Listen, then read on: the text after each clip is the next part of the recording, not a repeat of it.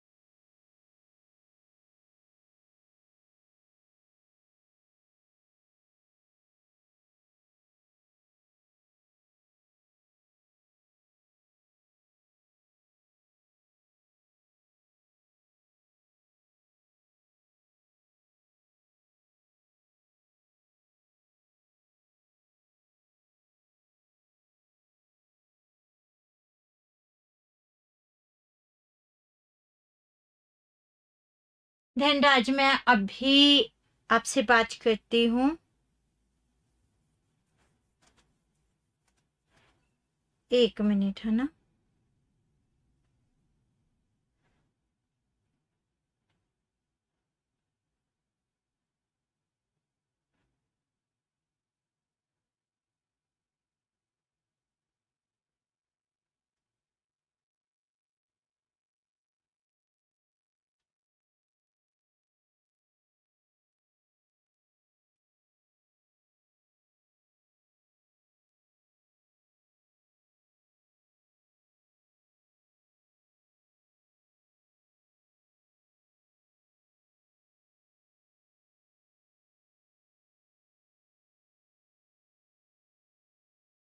कैसे हो आप सभी?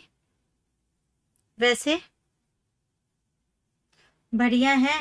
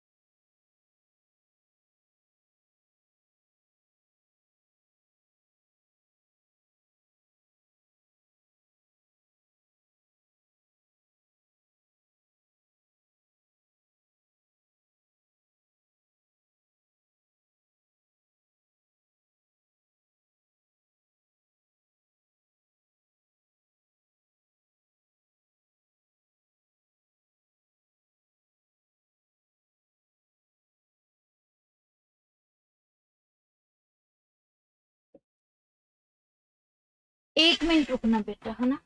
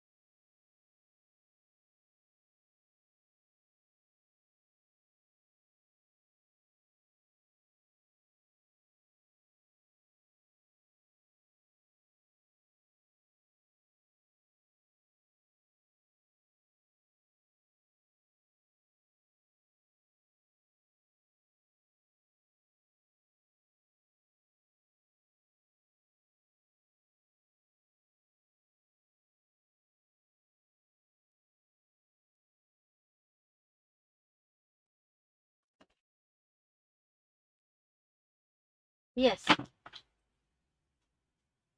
सॉरी, बहुत कोई अर्जेंट काम हो गया था इसलिए सॉरी। हाँ हाँ, वो मेरा कंप्लीट है। अब मैं बात करती हूँ। या धनराज बेटा, देखो,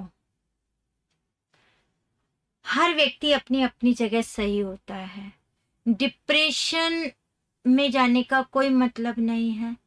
सभी ने अपनी मेहनत की, बट आप ये कह सकते हो जिस दिन फाइनल डे था वो हमारा डे नहीं था और हम उतना नहीं कर पाए थे।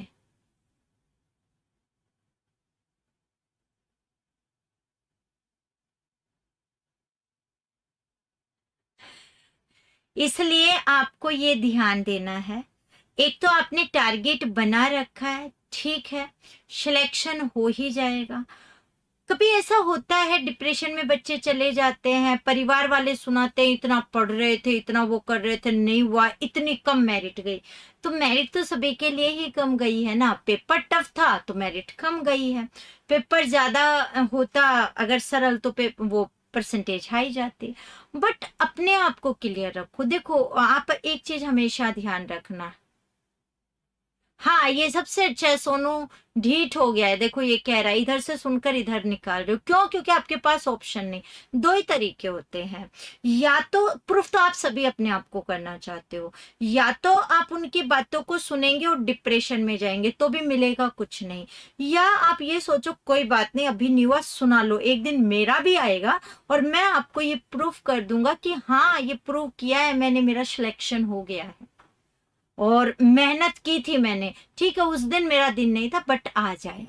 से बहुत से बच्चे हैं। आज ही एक बच्चे का मतलब वो आई उसके अंदर, तो मैंने देखा उसका पहला एग्जाम जो था उसमें उसका सिलेक्शन नहीं हुआ था और डिप्रेशन में भी चली गई थी वो। लेकिन बात करें, बाद में फिर मेहनत की है उसने और लगभग अब वापस से उसने जब दिया तो अब उसका सिलेक्शन हो गया। और ऐसा भी नहीं है कि बहुत ही बड़े परिवार से हो, हाँ, अपने आराम से जिंदगी जीनी है, मेहनत करनी है, कोशिश करनी है ना।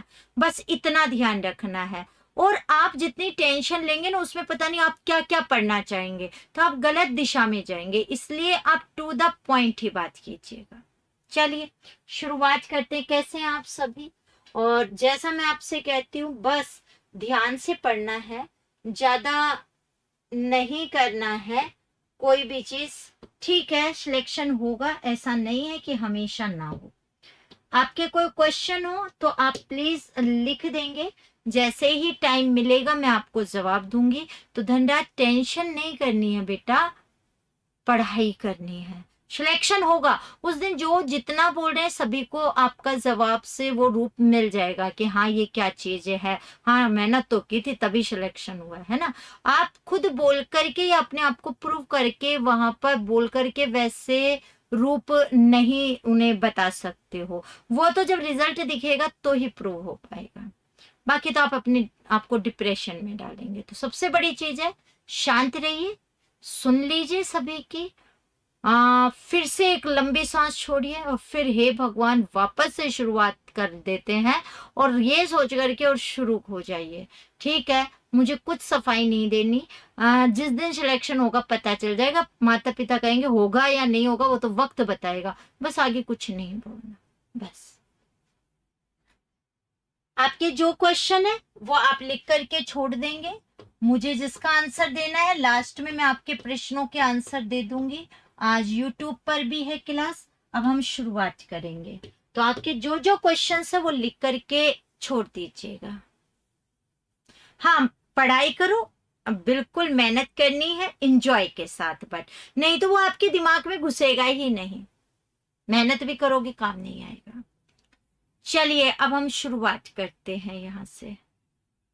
सबसे पहले राम राम सा। उम्मीद करती हूँ आप सब अपनी अपनी जगह कुशल मंगल होंगे। बच्चों, यदि हम लोग बात करें तो आप सभी को बहुत अच्छे से क्लियर है कि हम जो पढ़ रहे हैं वो कौन सा टॉपिक पढ़ रहे हैं, विशेषण।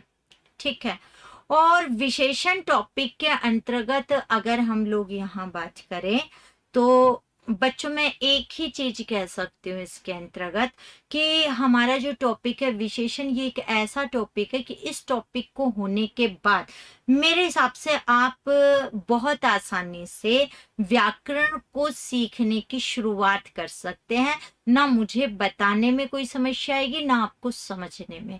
ये समझ लो हम लोगों को एक्सप्लेन करने में विशेषण तक ही समस्या आती है, उसके अलावा नहीं आती है।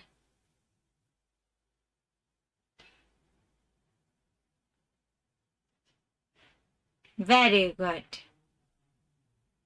बहुत अच्छे नंबर हैं और पूरी संभावना भी है बेटी आपकी। तो चलिए अब बात करते हैं हम। तो विशेषण किसे कहते हैं? तो बच्चों हम कहते हैं जो शब्द संज्ञा या सर्वनाम शब्दों की विशेषता बताते हैं उन्हें हम क्या कहते हैं? विशेषण कहते हैं। विशेषण के भेद कितने हैं? यहाँ विवाद एक रूप आ जाता है क्योंकि माध्यमिक शिक्षा बोर्ड की पुस्तक में 5 लिखे हुए हैं और हम आपको बताते हैं 4। वहां 5वां लिखा हुआ होता है व्यक्तिवाचक विशेषण। वो क्या है, वहां क्यों है, इस सब का आंसर आप को मिल जाएगा। लेकिन यहां से हम पहले शुरुआत करते हैं विशेषण के अंतर्गत। ठीक है, तो बात करें हम यहां से विशेषण में।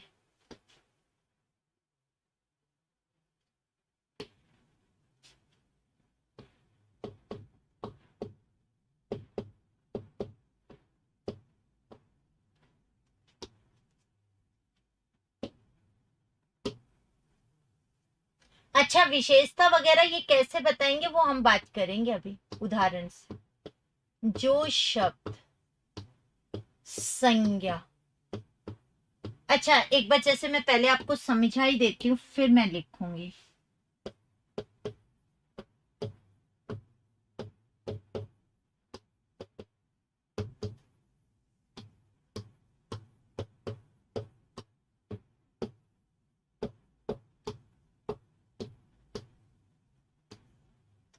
आपके क्वेश्चन आता है रेखांकित पद व्याकरण की दृष्टि से क्या है? चार ऑप्शन है। संज्ञा, सर्वनाम, विशेषण, क्रिया। एक शब्द रेखांकित है तो देखिए,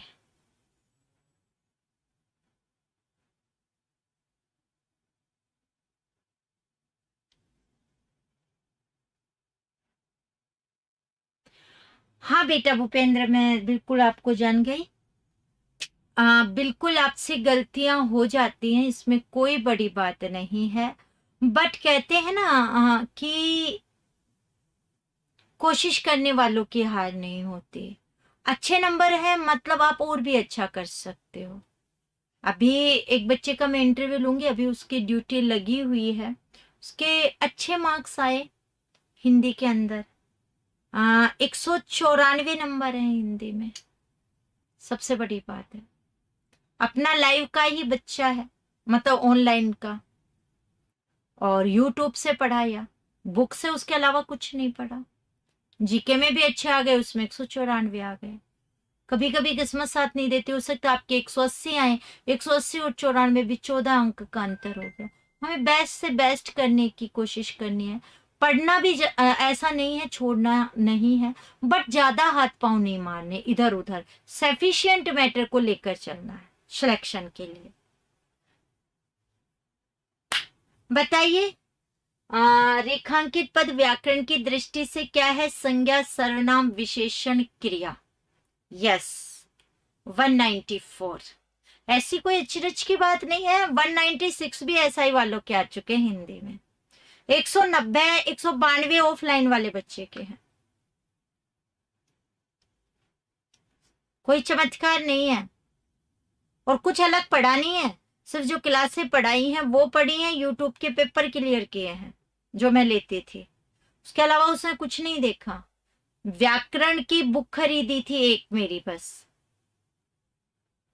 सिलेक्टेड, ध्यान से पढ़ना है बस, सबसे बड़ी बात है ध्यान से पढ़ो।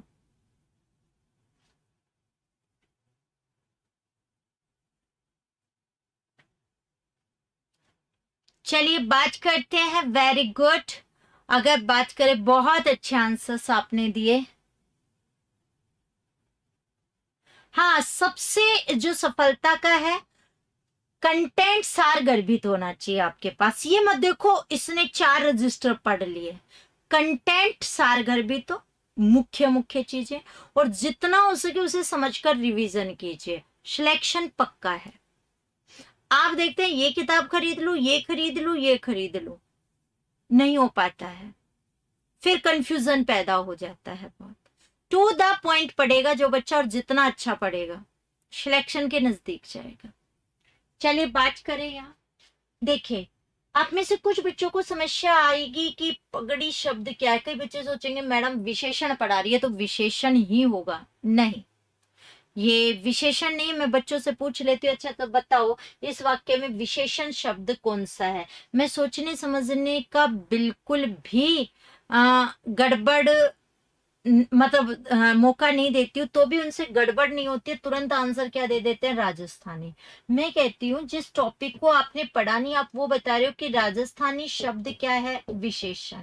अभी हमने बात की विशेषण किसकी विशेषता बताएगा? या तो बताएगा संज्ञा की, या किसकी बताएगा? सर्वनाम की। इन दोनों में से किसी एक की बताएगा। यानी विशेषण से भी हमें संज्ञा और सर्वनाम का क्या हो सकता है? ज्ञान हो सकता है। ठीक है, अगर हम बात करें यहां से, उसमें भी ध्यान रखना, विशेषण 95% किसकी विशेषता बताता है? संज्ञा की।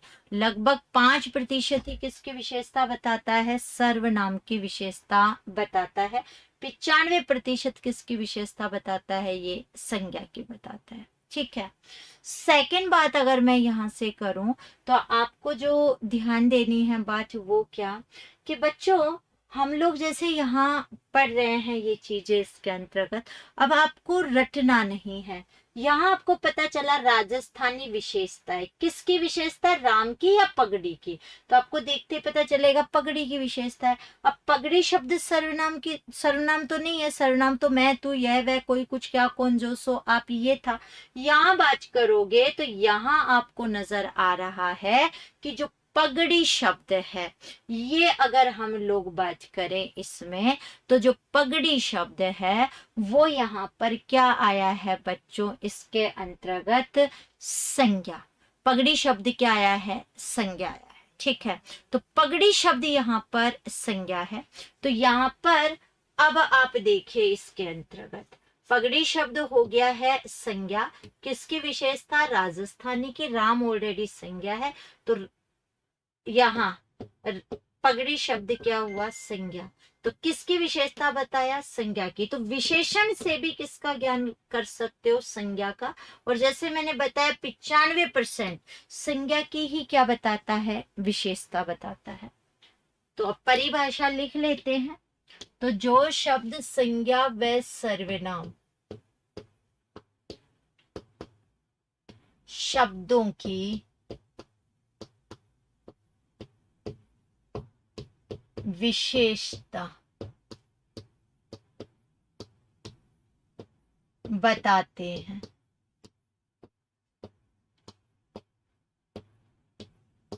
उन्हें विशेषण कहते हैं।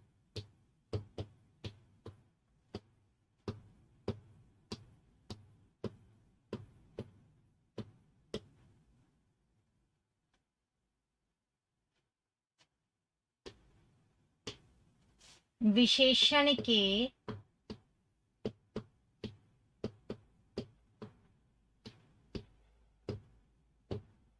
4 भेद हैं।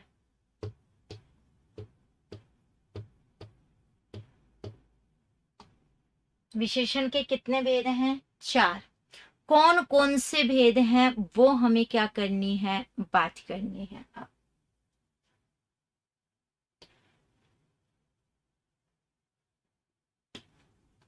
5 नहीं करने, 5 व्यक्तिवाचक है, वो कब आएगा, कैसे आएगा, मैं बता दूंगी आपको। मुख्यतः 4 हैं ही, व्यक्तिवाचक भी आप पढ़ो ही पढ़ोगे, लेकिन जैसे मैंने कहा जब आएगा आपको पता चल जाएगा कब आएगा, से ज्यादा आपको सोचना ही नहीं है। आपके ऑप्शन है गुणवाचक विशेषण,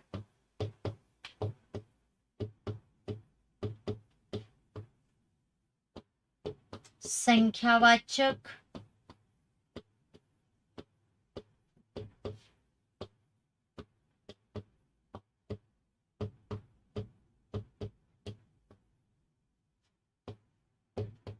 परिमाणवाचक,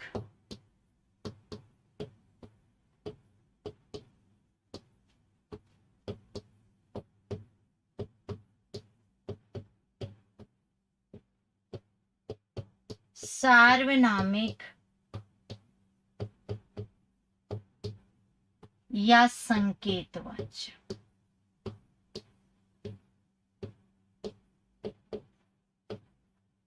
ठीक है, ये 4 क्या हैं, आपके भेद है।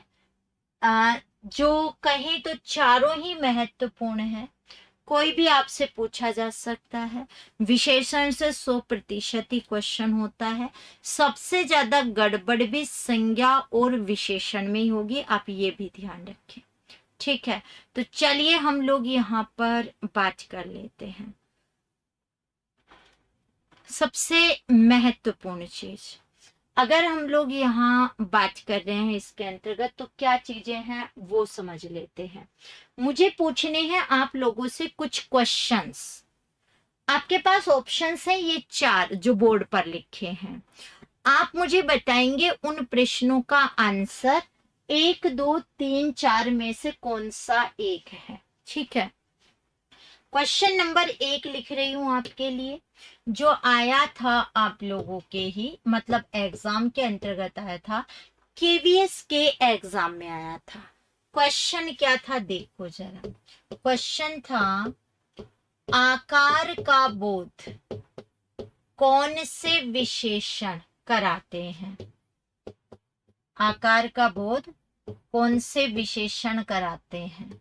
ये था। ये 4 ऑप्शन है, फटाफट आप सोच करके जवाब दो। कौन सा कराता है आकार का बोध?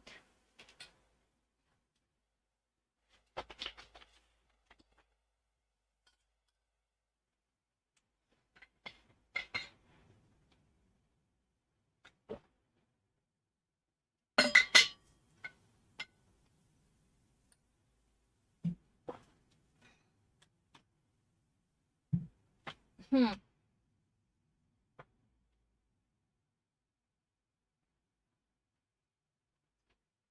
जल्दी जल्दी आंसर दे दो जिससे मैं दूसरा क्वेश्चन पूछ पाऊं।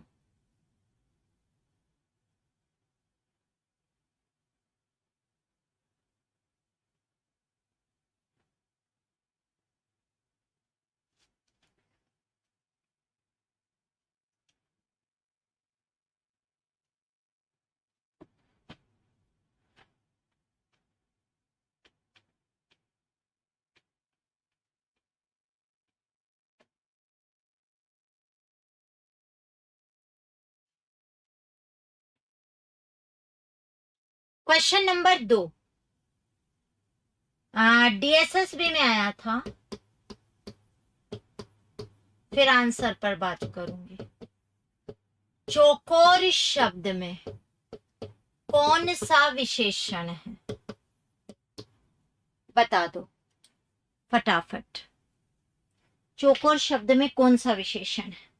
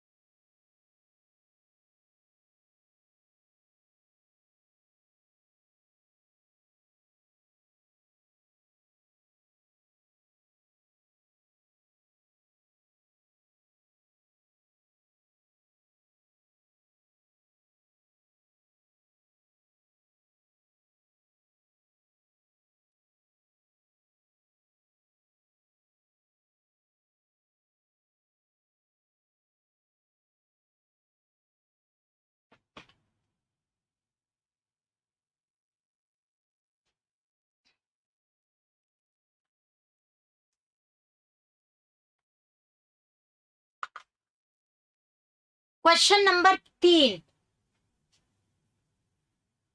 एसआई में आया था, फिर आंसर बता दूंगी मैं। मैदान लंबाकार है, मैदान लंबाकार है, इसमें कौन सा है? आपको बताना है, ये आपके पास ऑप्शंस हैं।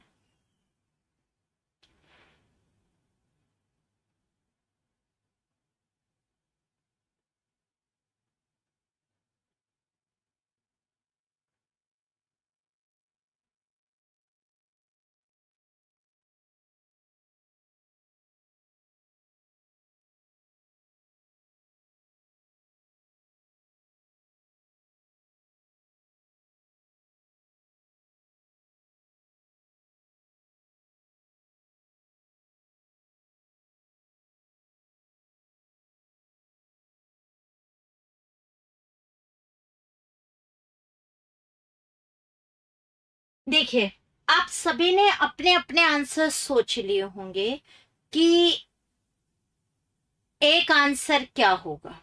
ठीक है, आप लोगों ने अपने आंसर बताए। मैं ये प्रश्न इसलिए पूछ रही हूँ क्योंकि आगे हमें इन्हें पढ़ना है, तो हमें ये पता चल जाए। जैसे राजस्थानी आपने बहुत आसानी से छाट लिया, तो इसका मतलब ये नहीं कि विशेषण हमें आता है। कहीं आप लोग ये ना सोच लो क्या ही पढ़ना, ये तो देख शुरू में बिना पढ़े ही बता दिया।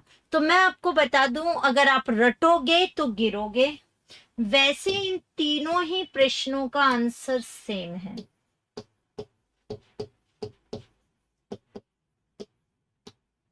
इन तीनों में आंसर क्या है? गुणवाचक। लेकिन यह प्रॉब्लम यह आएगी कि यहां लगभग गुणवाचक बताएंगे, सारे नहीं। जिन्होंने बिल्कुल नहीं पढ़ा वो तो यहाँ पर भी परिमाण में जाएंगे, चौकोर में संख्या पे जाएंगे, और मैदान लंबाकार है इसमें वापस से परिमाण पर पहुंच जाएंगे। ऐसे आप लोग मुझे क्या बताएंगे? अपने आंसर्स। तो यहाँ पर अब मैं आपको बता रही हूं कि कैसे इन तीनों प्रश्नों का आंसर सिर्फ और सिर्फ गुणवाचक हुआ।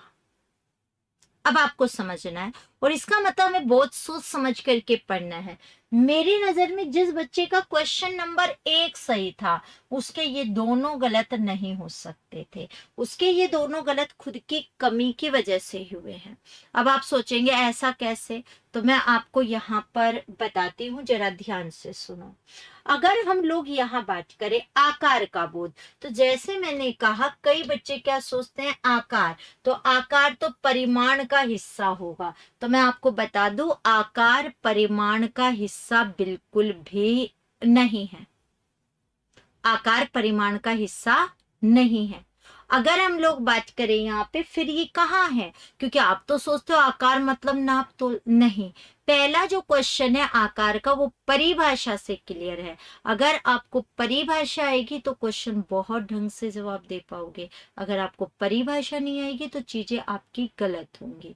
तो हम बात कर रहे हैं यहाँ से परिभाषा की। तो मेरी बात सुनिए, गुणवाचक की परिभाषा होती है कि जो शब्द संज्ञा या सर्वनाम शब्दों के गुण, दोष, रंग, स्वाद, आकार, दशा, दिशा, अवस्था, इनका क्या कराते हैं? बोध कराते हैं। उन्हें हम क्या कहते हैं बच्चों? गुणवाचक। तो आपने अभी पढ़ा गुण, दोष, अवस्था, इसी में एक आता है आकार। आकार का बोध कौन कराता है? गुणवाचक। तो पहला प्रश्न गुणवाचक की परिभाषा से था। जैसे आपको गुण का बोध कौन सा कराता है, स्वाद का बोध कौन सा कराता है, दिशा, दशा, अवस्था, ये सब गुणवाचक कराता है। सेकंड क्वेश्चन देखो, चौकोर। काफी बच्चे चौ पर आ जाते हैं और चौ का मीनिंग निकाल लेते हैं 4, जो पूर्णतः सही है कि चौ का अर्थ तो हो गया 4।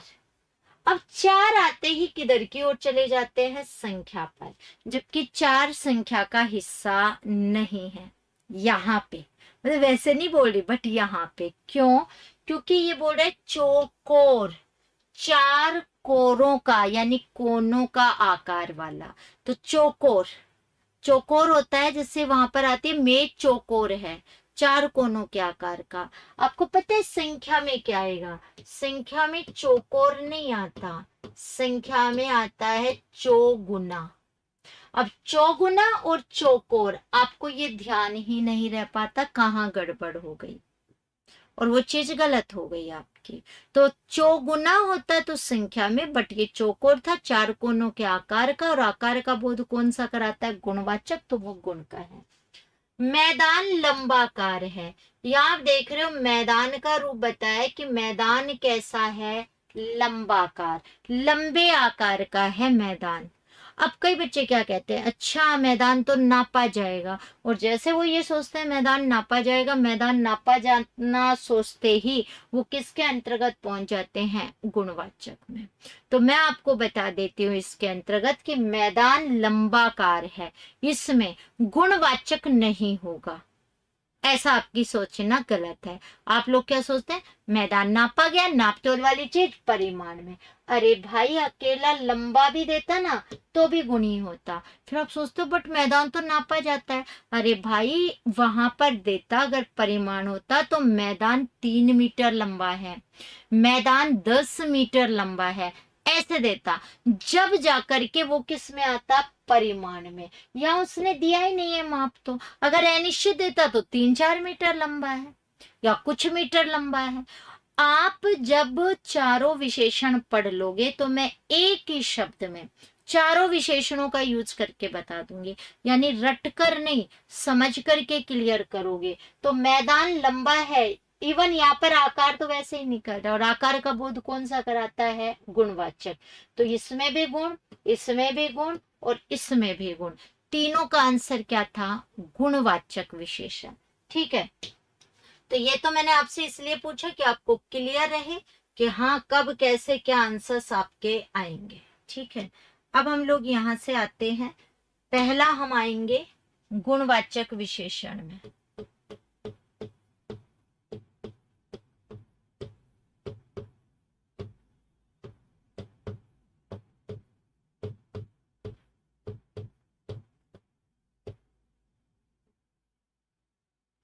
अगर बात करें गुणवाचक विशेषण की, तो सीधी सीधी बात, किसे कहते हैं गुणवाचक विशेषण? तो जो शब्द संज्ञा या सर्वनाम शब्दों के गुण, दोष, रंग, स्वाद, आकार, दशा, दिशा, अवस्था, इन सभी का क्या कराएंगे? बोध। वैसे गंध वगैरह सब यहीं आ जाती है, देखते ही आपको पता चलेगा। एक बार हम लिखते हैं इसकी परिभाषा, फिर हम इसे समझेंगे। जो शब्द संज्ञा व सर्वनाम शब्दों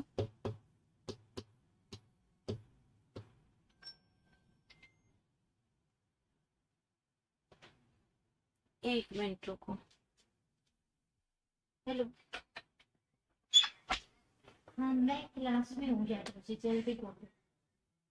ओके,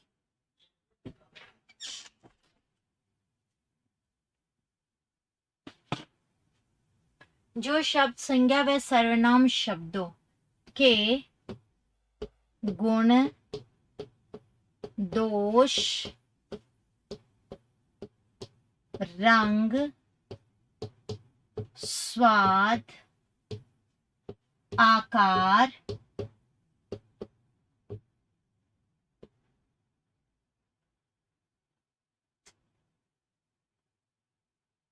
आकार के बाद एक आता है आपका स्पर्श, स्पर्श के अलावा स्थान, समय, दिशा, दशा तथा अवस्था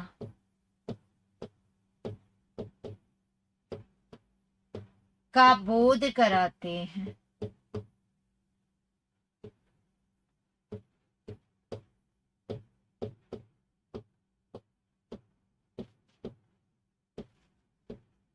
उन्हें गुणवाचक विशेषण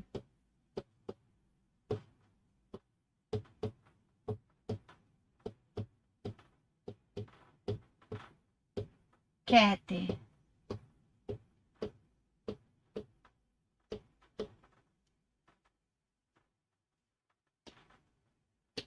जैसे अब हम इन सभी के उदाहरण अलग अलग लिखेंगे, आपको अच्छे से क्लियर हो। पहला गुण,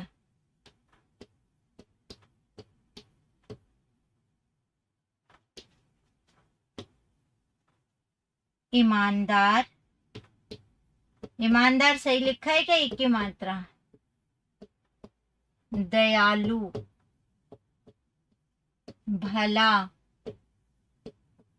उदार, मेहनती,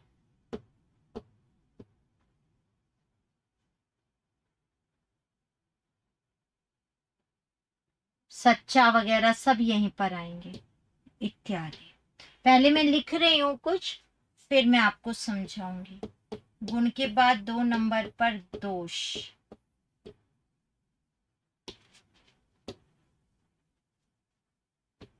दुष्ट, बेईमान, चोर, पापी, भ्रष्ट, डाकू, ऐसे ये सारे के सारे यहीं आ जाएंगे। कोई भी दे सकता है उदाहरण, तो फिर भी अलग अलग हम इसीलिए लिख रहे हैं कि आपको वो क्लियर हो जाए। रंग, रंग में आप कोई भी रंग लिख सकते हो, सारे तो लिखने नहीं, मैं तो 2-4 लिख रही हूँ, बाकी आप चाहे जितने लिख सकते हो। काला, पीला, नीला, हरा, लाल, सुनहरी, कुछ भी आ सकता है, बादामी वगैरह, कोई भी रंग का नाम हो सकता है। तो XYZ मतलब कोई भी रंग आ सकता है, कोई भी रंग का नाम या कोई भी रंग, ठीक है, वो यहाँ आ सकता है। स्वाद,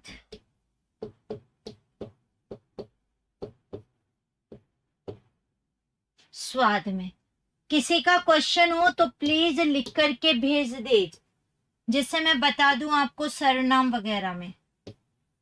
खट्टा, मीठा, नमकीन, कड़वा,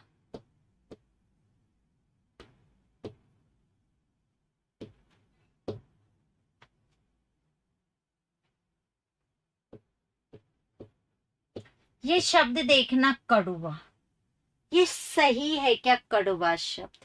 मैं ऑप्शन देती हूँ आपको, चलो तभी तो क्लियर होगा।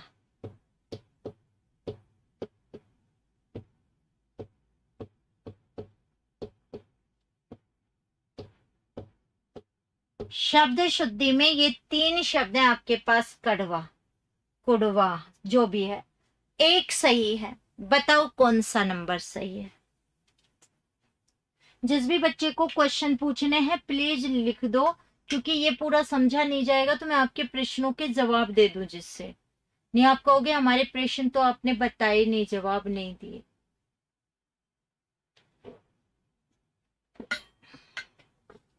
क्योंकि ये पूरा समझाया नहीं जाएगा और बीच में छोड़ूंगी तो फिर नेक्स्ट क्लास मंडे को होगी, तो फिर वो बीच में रहेगा तो आप वैसे नहीं समझ पाओगे उसे।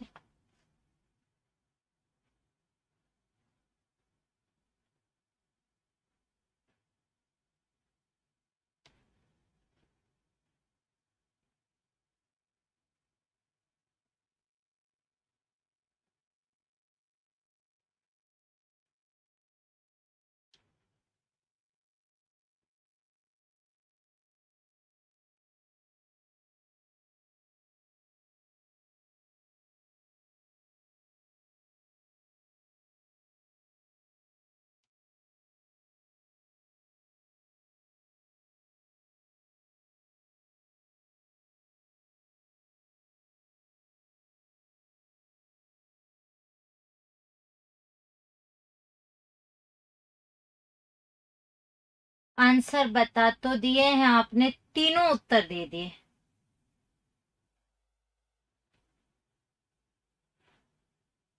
हे भगवान, मतलब कड़वा शब्द में आप इतने कंफ्यूज हो गए हैं।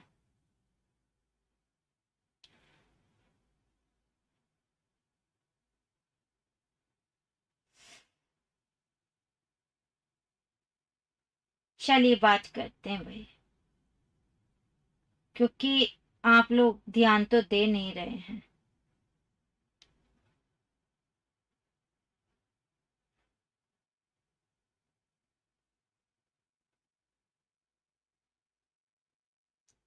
एक नंबर, 2 नंबर और 3 नंबर, टोटल 5 ने ही तो जवाब दिए हैं, उसमें भी आप इतना रो पा चुके हैं।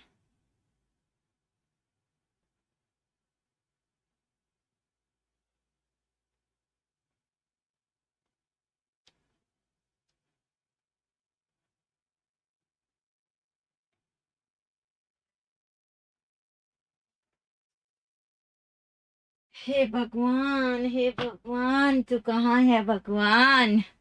दो दो दो दो दो, हाँ।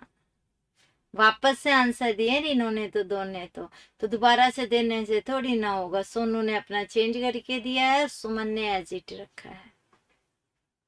सोनू ने पहले 1 दिया, फिर 2 दिया, फिर 2 दिया, अच्छा ठीक।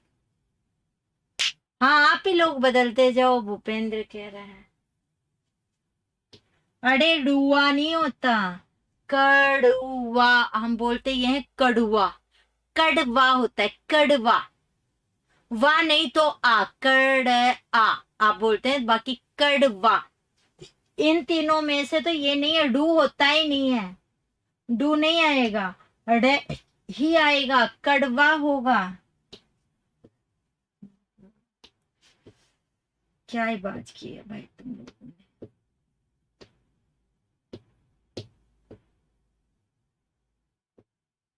तीखा भी यही होगा, चरपरा भी यही होगा। तीखा तो सही है भाई, बहुत गड़बड़। अब कल देखना एक बार कि कौन सा रूप सही है।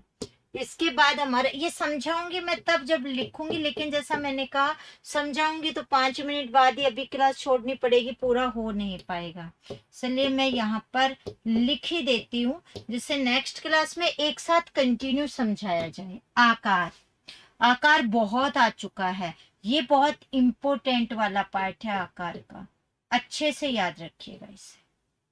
चौकोर आ चुका है, इसका लंबाकार आ ही चुका है ना। इसके अलावा इसका और भी आ चुका है, आयताकार,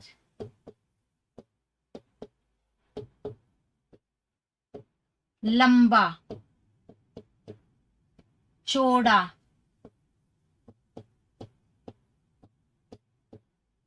पतला भी लिख सकते हो, मोटा भी लिख सकते हो, टेढ़ा भी यही आएगा,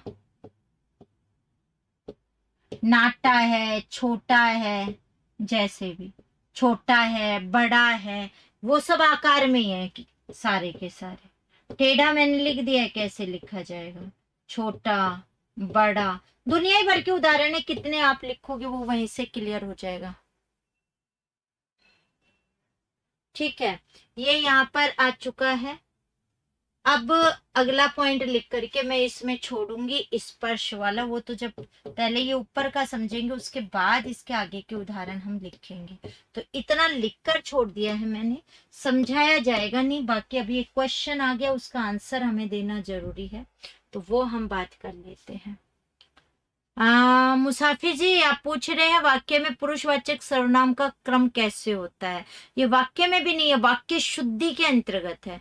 तो बच्चे वैसे जब वाक्य शुद्धि आएगी तो ऑलरेडी हम इसका लिखवाते हैं। बाकी उसमें मध्यम पुरुष पहले होता है, अन्य पुरुष, फिर उत्तम पुरुष। लेकिन एक एग्जाम में ये क्रम इस क्रम में था ही नहीं ऑप्शन में, वहां पर आंसर हुआ था मध्यम, उत्तम और अन्य। बाकी होता ऐसे है, पहले उत्तम पुरुष, ओ सॉरी मध्यम पुरुष हो, फिर अन्य पुरुष हो, फिर उत्तम पुरुष हो। तो आपके सेंटेंस आएंगे तो मैं वहां पर बताऊंगी। बाकी तुम, वह और मैं ऐसे आएगा, बाजार जाएंगे। बट एक एग्जाम में तुम, मैं और वह ये वाला रूप आया हुआ है, तो इसमें दोनों रूप बदले हुए हैं, बट 100% पहले मध्यम पुरुष होता है।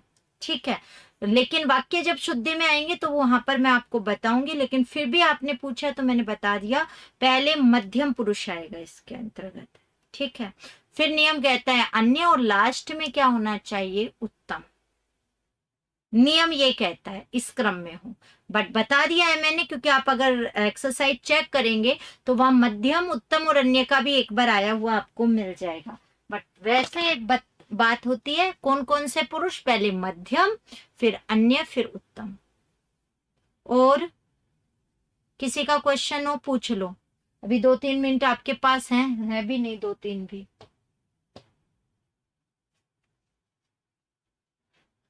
इसे हम समझेंगे नेक्स्ट क्लास में ही, विशेषण को, क्योंकि ये पूरा नहीं हो पाएगा। नेक्स्ट क्लास में विशेषण हो जाएगा, और हो सकता है नेक्स्ट क्लास में थोड़ा टाइम भी मैं 6:15 तक का ले सकती हूँ आपका, है ना, क्योंकि मंडे को शायद आगे क्लास ना हो तो बताया है आप थोड़ा मेंटली, बाकी 6 बजे तक तो है ही। तो अगली क्लास यूट्यूब पर मिलते हैं।